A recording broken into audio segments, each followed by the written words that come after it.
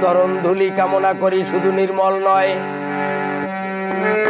তার একটা সন্তান সন্ততি পুত্র সন্তান যা কিছু আছে তারা যেন সুশিক্ষায় শিক্ষিত হয়, মানুষের মতো মানুষ হয়, ধরায় যেন দর্শনের একজন হয়, শিব ঠাকুরের কৃপা যেন তারা পায়।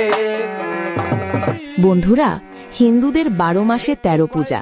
একটি পূজা শেষ হতে না হতেই শুরু হয়ে যায় আরেকটি পূজার আয়োজন। নীল পূজা হলো বাংলা হিন্দুদের এক লৌকিক উৎসব।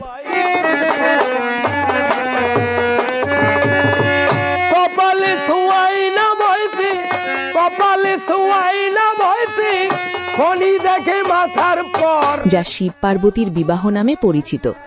আজ আমার জানবো কেন নীল ষষ্ঠীতে শিবের পূজা করা হয়।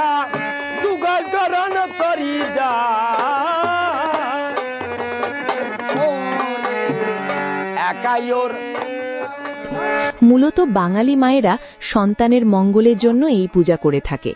সাধারণত চড়ক পূজার আগে এই পূজা করা হয়।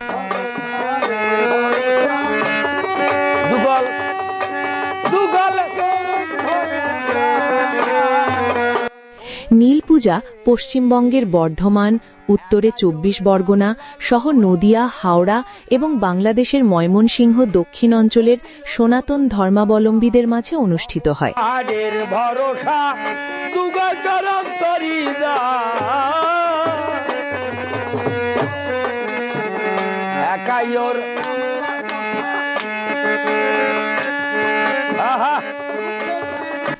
এই পুরাতনী ঐতিহ্য নীল পূজা টিকিয়ে রাখতে হলে সবাই একবার বলুন হর হর মহাদেব।